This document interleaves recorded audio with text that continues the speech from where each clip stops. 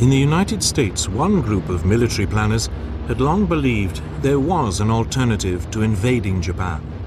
It was called strategic bombing.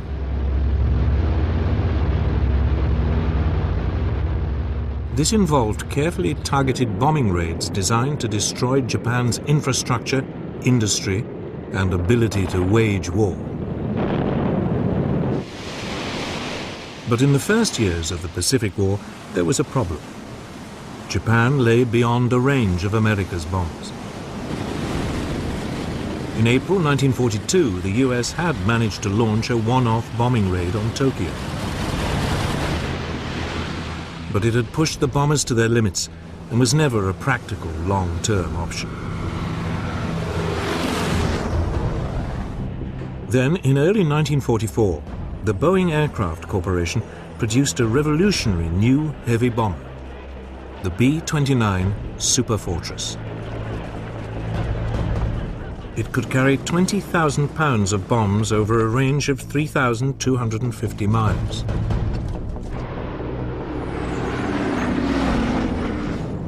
Suddenly, Japan was just about in reach of America's forward bases in the Pacific.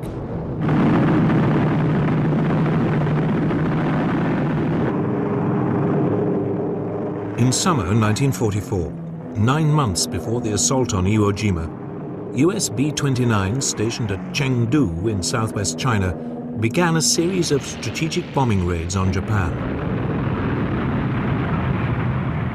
But range was still an issue. It was too far for a fighter escort, so the superfortresses had to fly alone, staying at high altitude for their own safety. Even then, the range was only just within limits, and there was no room for navigational error.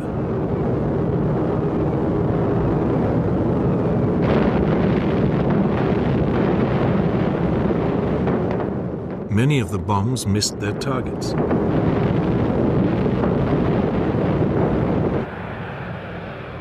Then in July 1944, there was a development that gave strategic bombing a new lease of life.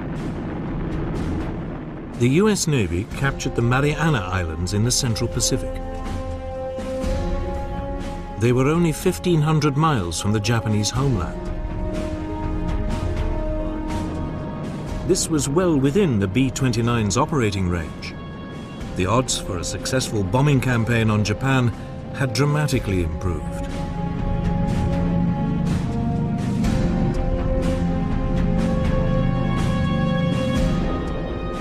On November the 24th, over 100 superfortresses took off from the Marianas. Their target, the Nakajima Aircraft Factory in Tokyo.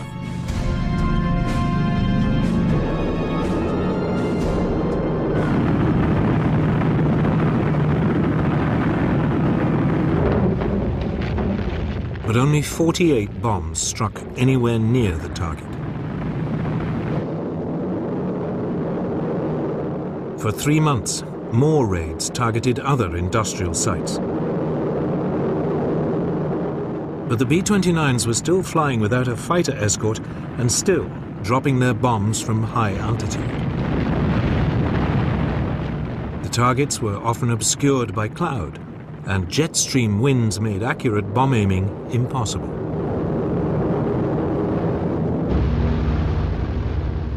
To make matters worse, the B-29 suffered from engine problems. There were also attacks from kamikaze pilots.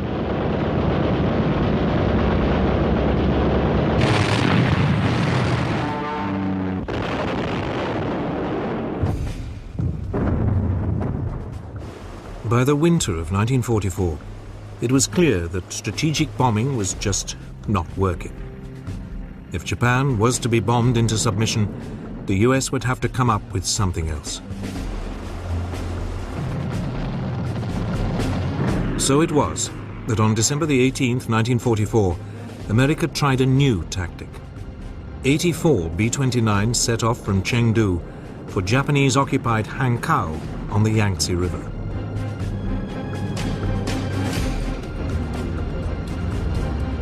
They flew much lower than usual, and carried mostly incendiary rather than high-explosive bombs.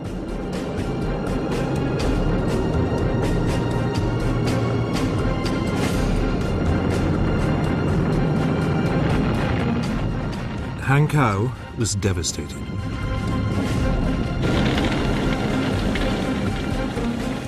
The raid was more effective than almost any of the previous strategic bombing raids.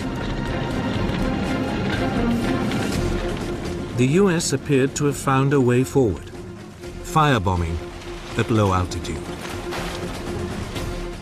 The US bomber commander in the Marianas, General Curtis LeMay, now ordered the systematic firebombing of Japan.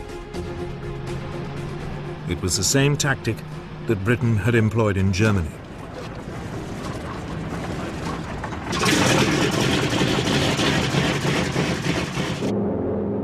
On the evening of March the 9th, 1945, Pathfinder aircraft roared over Tokyo, dropping incendiary target indicators. The fires they started marked the aiming points for almost 300 B-29s. Coming in at just 5,000 feet, they dropped over 2,000 tons of incendiary bombs.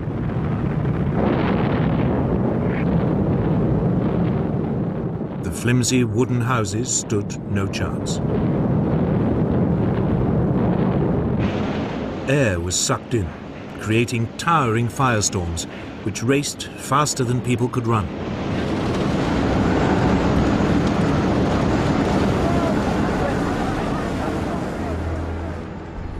The glow from the burning city could be seen over 150 miles away.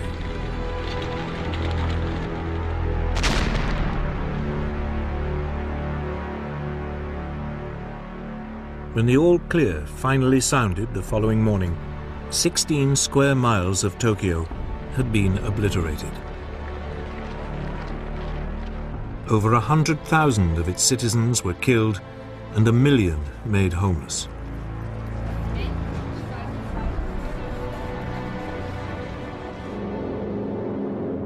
Tokyo was not the only city to face this devastating new tactic. Nagoya was set ablaze 2 nights later. Then Osaka and Kobe during the following week. Firestorms engulfed whole areas, destroying houses and industrial facilities. But American success was coming at a price. Without escorts, the low-flying US bombers were dangerously vulnerable to Japanese fighters. American losses now mounted. If the bombing campaign was ever to succeed, the US needed bases even closer to Japan.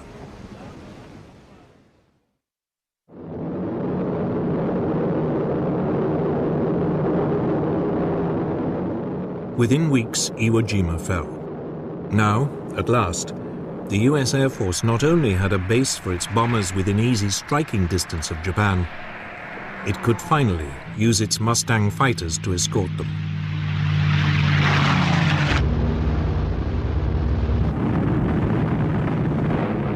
During the late spring and early summer of 1945, strikes of up to 500 bombers attacked Japan every other day.